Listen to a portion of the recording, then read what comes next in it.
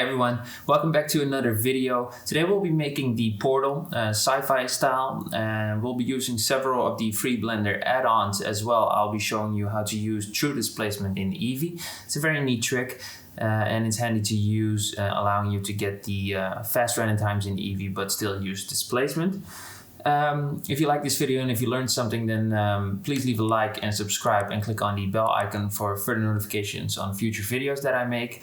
I would like to add that these files are available on Gumroad for just $2. Saves you some time and you can see how exactly I've set everything up. Also, if you decide to make this yourself, please share with me on Instagram. It's super cool to see everything you guys make. And now let's get into it.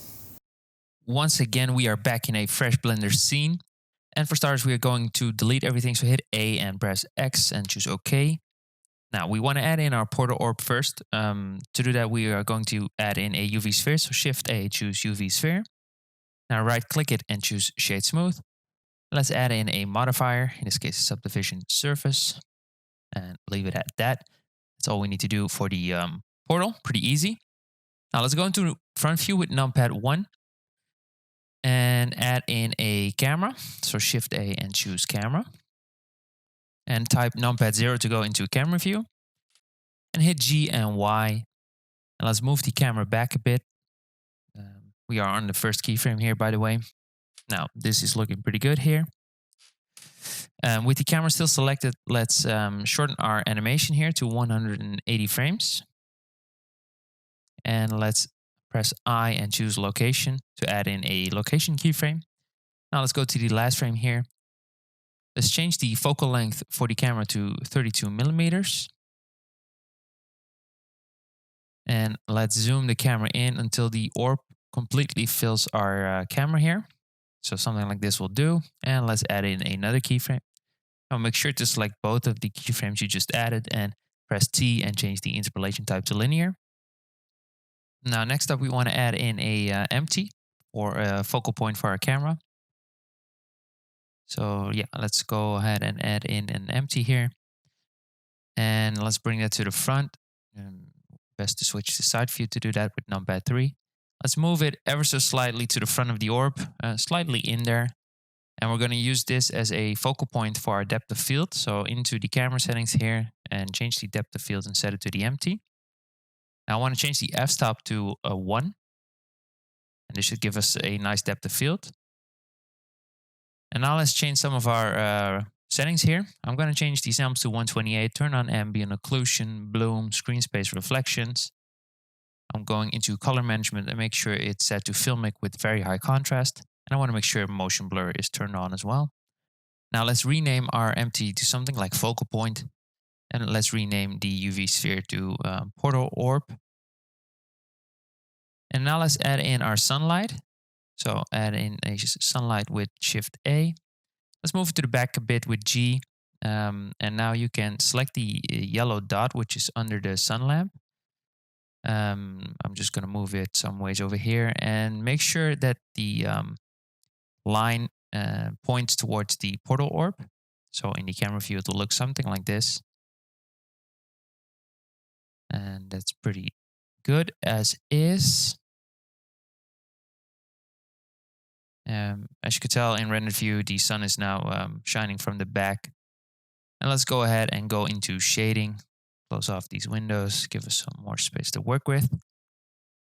And we want to work on our HDRI. So I'm changing this from object to world. And I'm going to change the basic color setup to environment texture here. Move these two out of the way a bit. And I want to add in a mix shader in between those two, which will allow us to switch between the two HDRIs with the 0 and 1 values here.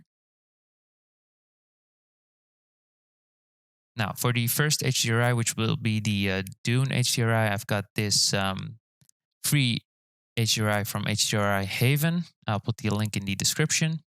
So choose the Sprout one. Now in between the background and the mix shader, I want to add in another mix shader. And I want to hit Ctrl-T on the image texture there. If that doesn't pop up for you, then make sure Node Wrangler add-on is enabled. This should allow you to do this as well. Now let's change the rotation here to 572 on the Z value. And if we go into rendered view and into camera view, now you see the HDRI kind of lines up with our sun here. Just moving the sun a bit so everything lines up perfectly. And I'm going to change the strength and put it down to a 0.5. Now, because I don't actually want to see the HDRI, I'm going to add in a color ramp here. So I'm going to add that in, Shift A, search for a color ramp. I'm going to add in a gradient texture as well. Plug the color in the color ramp there. And hit Control T on the gradient texture, giving us the mapping and texture coordinate nodes. Now let's plug the color into the bottom socket of the mix shader there. And let's add in a light path node and hook up the camera ray to the factor here, which will show us the gradient, but still give us the lighting from the HDRI, which is what I want. And now let's work on the gradient a bit. First of all, let's change some of the values here. I'm going to change the X rotation to 316 and the Y rotation to -90. Now for the black color in the color ramp, let's go pull that inwards ever so slightly, and let's go for a darker bluish tint. Something like this will do. And for the white color, I want to change it to a super light blue tint. And let's change the type from linear to B-spline, giving us a smoother gradient. I'm just going to change the light blue color a bit, making it slightly wider. And just pulling them around, making it look good. Yeah, I like this. Well, as I said before, we are going to create two different HDRIs, which will allow us to switch between the two in one blend file. So let's switch the factor here to 1, so we can now work on the other side of the HDRI. Let's add in a background node, so Shift A and search for a background node. In this case, it will pop up as white, setting the strength to 25 here. And now let's add in a mix RGB node and plug that into the color here and set it to screen. And change the factor to 1 here. Now I'm going to add in 2 color ramps, so add in 1 and then hit Shift D to duplicate it and plug both of these into their respective color nodes. Now I'm going to plug in a noise texture into both of these, so add it and then Shift D to duplicate it and plug it into the other one as well. Cool, and I'm going to change the scale here to 500 on the top noise texture, and on the bottom one I want to set it to 1000. And now let's change the gradient types from linear to constant. Both of them. And we want to pull the white values in until we see some stars pop up. And the top one will be the bigger stars and the bottom one will be the smaller stars. Just tweak them until you get a result that you like. I don't want too many, but if you want more, then feel free. Just add them. And that's the HDRI. So now next we want to work on our moon surface. I'm just going to add in a plane here. I'm going to move it down with G and Z. Some ways over here. Now bear with me and let's scale this up properly so the textures fit. I'm going to hit S and then X. And I want to scale this for a 0.576. And now I want to scale it on the Y as well. So SY for a 0.288. And now let's scale this up with S and then typing in 50 to make it big. And this will give us the right aspect ratio. Now, to make sure our scale is applied, let's hit Control A on the plane mesh here. And apply the scale here. Now let's right click into edit mode here and then choose subdivide. And give it 10, no, that's way too few. Let's give it 100 cuts. All right, so this is the plane. And next up, we want to bend this. So let's add in a simple deform modifier and it's automatically set to twist. We don't want that. We want it on bend. And we want to change the angle to 20 degrees. And as you can tell, nothing is happening, which is strange, as that's just the strange way that Blender works on the bend modifier. To fix this, we go into edit mode and make sure all of our faces are selected. And now we want to rotate this mesh. So hit RX 90 and also RY 90. And this should give us the curved shape that I am looking for to get in the render there. Now I'm going to apply the modifier. So hovering over it, I'm going to hit Control A because we don't need it anymore. And I want to rotate the mesh back so it faces the camera and our scene correctly again. So RX minus 90 and RZ 90. Now let's pull it out some way. So GY, and then let's line it up with our camera a bit better. Let's add in a new material here in the materials tab, and let's call it moon. Now let's go into shading and change this from world to object. With the moon object selected, let's go into shading it. All right, first of all, I want to add in a image texture here and duplicate it. Now let's open up the image texture. I got these from the NASA website. I'll put the link in the description. I have the moon texture here. I'm going to plug it into the base color. Now let's go into edit mode, into top view here, and let's hit U and then choose unwrap to make sure we are using the UV and not just generated coordinates. And now let's open up the displacement one in the other image texture. So same material, and let's choose the IDEM, the displacement map. Let's add in a bump node. So look up a bump node here and plug the color into the height here and the normal into the normal, giving us some normal displacement. Looking pretty cool already.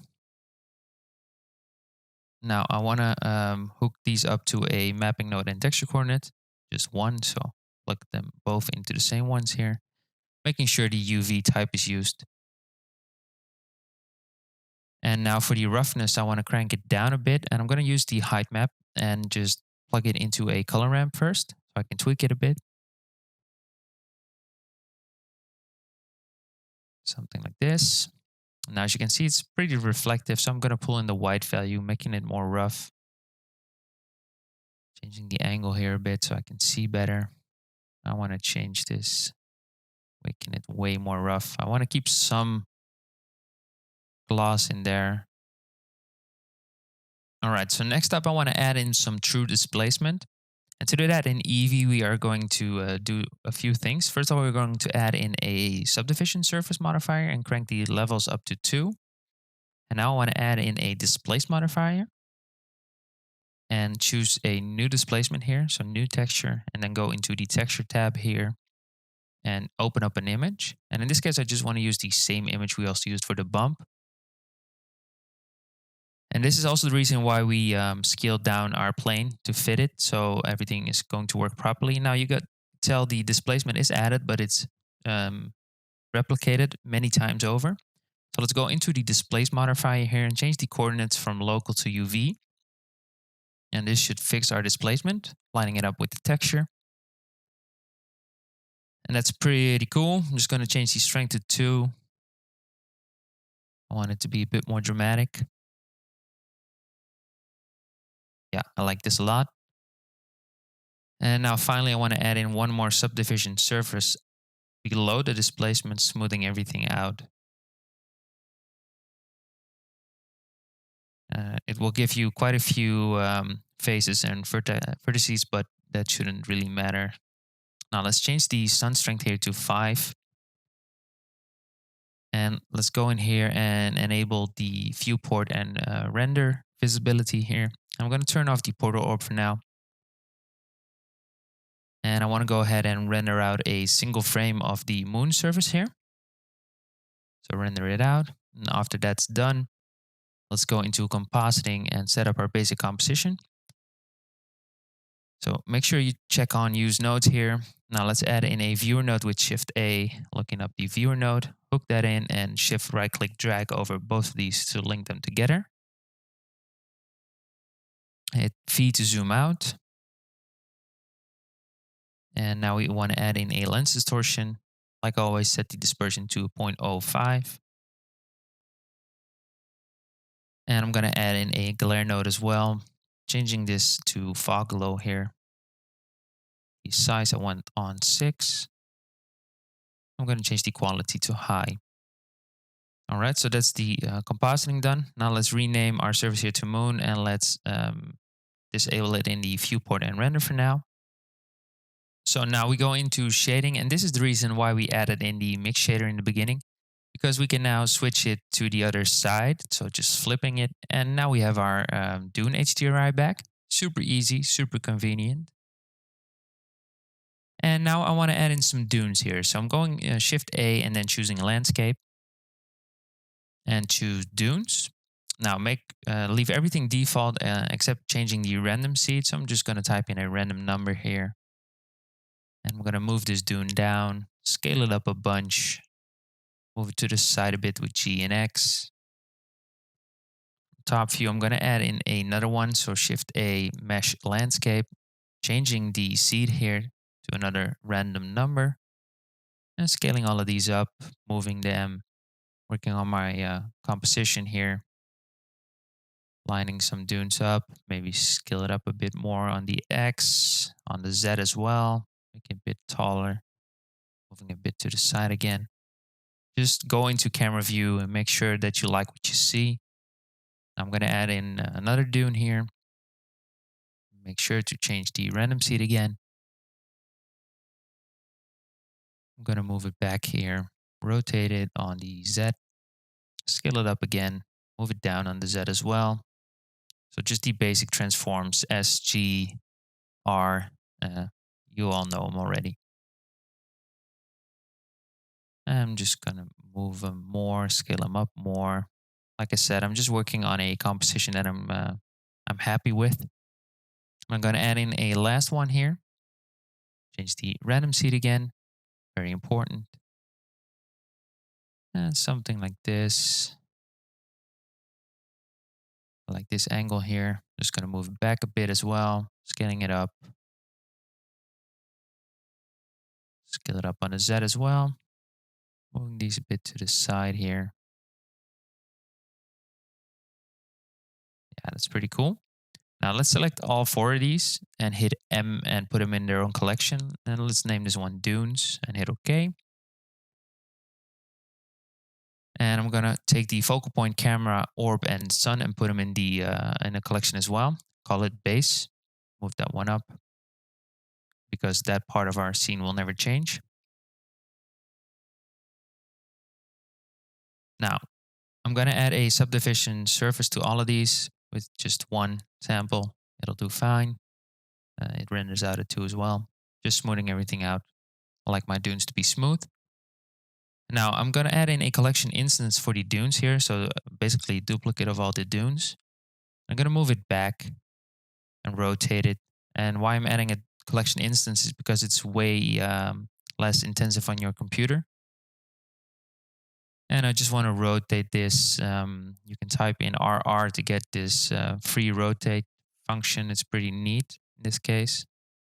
Kind of like this.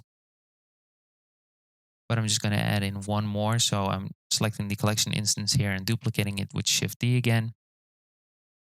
Now just tweaking the rotation, the placement, moving it around, scaling it on the Z.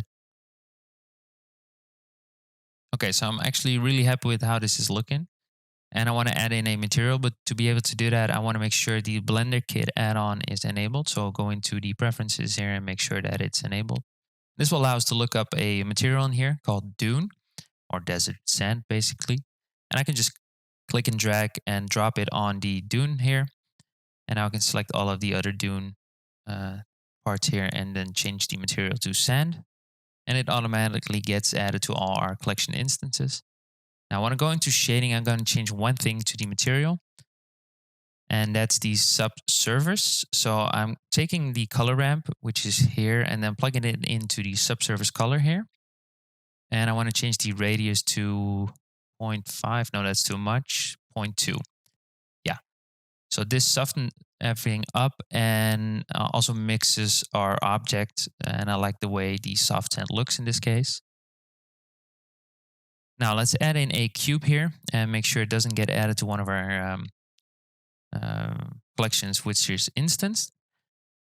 but it's not, so that's fine. And let's scale it up till it's huge and completely covers our scene. Now let's add in a material here and let's call it volume.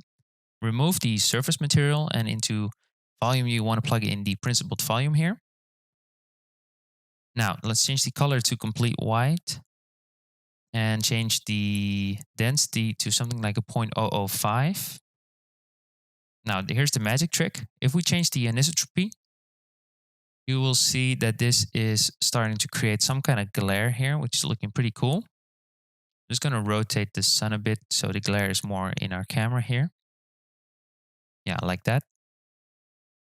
And I'm just going to change the density to 0.001. Yeah, 0.001 will do. And this is our basic Dune scene. I'm now just going to render this image as well. Make sure to save it as well. And now let's work on our portal orb material. So go into shading here. Let's create a new material. Let's call it portal. And this is what we will do first. First of all, we're going to add in a mix shader here as well. Plugging in the principled BSTF to the bottom node here. Go into material preview, making it all more responsive. Now let's add in a emission node here and plug it into the bottom socket there. And next up, I want to add in a color ramp and plug it into the factor. Now let's add in a gradient texture here, plug it into the factor of the color ramp and set it to quadratic sphere.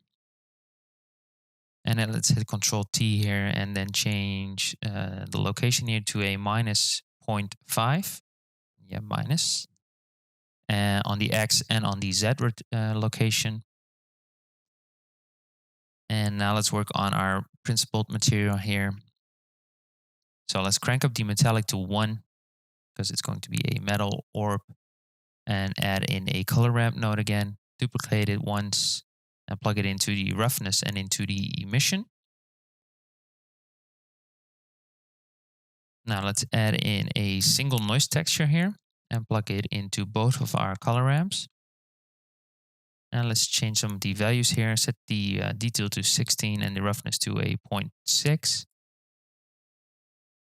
And let's pull some of these values in, switch around to black and white on the top color ramp. And pulling in the black and white on the bottom one. So just try to get something similar to what I have. Now let's change the white color on the emission color ramp to something slightly bluish. And click on the value there and change it to, I've set it to 4, but that's too much. Let's change it to 2, making our orb have some emission as well. Now on the noise texture, make sure to hit Control T because we are going to use this to animate our texture. So let's drag open a window here and change it to the timeline. And with the mapping node selected on the first frame, let's go to the Z rotation here and hit I. And then on the last keyframe, let's change the rotation to 90 on the Z and hit I again. Make sure all the keyframes are selected here and then choose the linear interpolation type with T again. This will animate our texture. Now let's add in a image texture here. Plug it into the emission. Change the strength to 2. We can now use the sliders of the color ramp on the factor there to change our portal opening and closing. I'm just going to go ahead and into the emission part here and hit Control T on the image texture and duplicate it as well. Now the two renders that you just made, I want to open up both of them in their own image texture. So the top one for me will be the moon and the bottom one will be the Dune render that we made.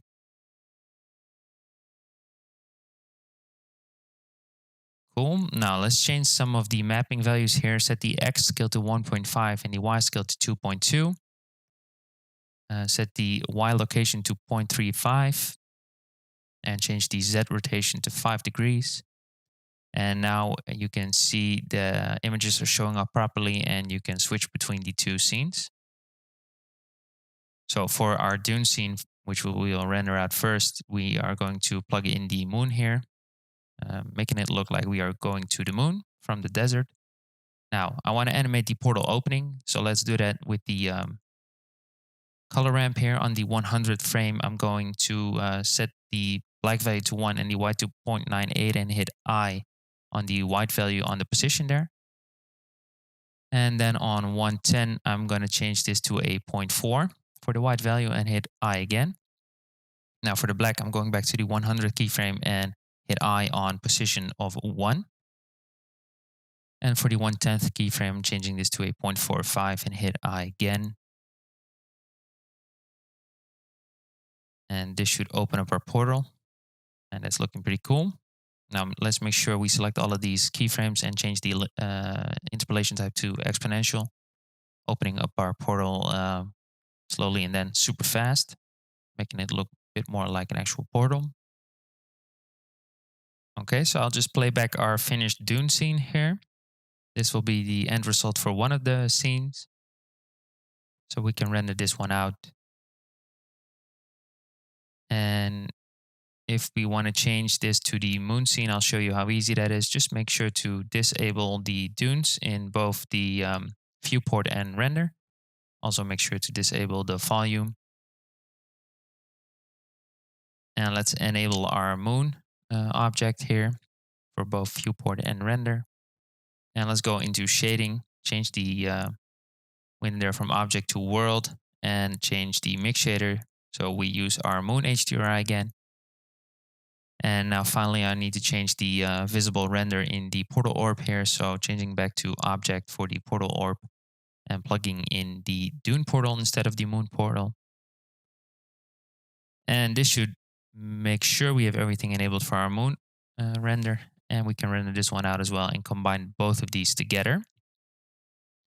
Now I'll show you real quick how to do the white fade, which is super easy. If you go into video editing window here, you can add in both of your renders. So I have the desert animation and also the moon one. Just going to change the length of the animation to 360 frames here so they both fit. Now I've added both of my animations all rendered out. I'm just going to link them together in here. And to get the white fade, which is super easy, I'm just going to add in a color there with Shift A and then choose color. And move it over both of the clip end and beginning. I change the color to white. And now we just need to keyframe the transition. So on the actual cut, set it to 1. Of the beginning of the color, set it to 0. And keyframe that with I as well. And on the end, you want to keyframe it to 0 as well. And hit I again. And if you play this back, that should give you the white fade here. So that's basically everything done. Make sure all your settings are correct. So 128, ambient occlusion, bloom, reflections, motion blur, very high contrast in the filmic look, full HD, in this case 180 frames for just the single scene, 30 FPS, choose a safe location. Make sure it's set to FFmpeg video, MP4 container in encoding there, with perceptually lossless as the output quality. And now you are all ready to render out both of your scenes. So this brings us to the end result again. I hope you enjoyed this video. I hope you learned something. And if you did, then please leave a like and subscribe. If you decide to make this yourself, then please feel free to share with me on Instagram. It's super cool to see what you guys make. Also, I want to point out that these files are available on Gumroad for just $2. Saves you a lot of time. And you can see how I've set everything up. Thanks for watching, and I hope to see you in the next one.